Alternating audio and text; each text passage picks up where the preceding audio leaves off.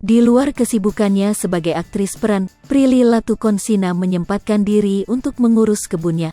Kebun seluas 350 meter persegi menjadi tempat Prilly melepas lelah saat tak ada jadwal syuting. Namun, aktris berusia 25 tahun tersebut tak berniat menambah kebunnya.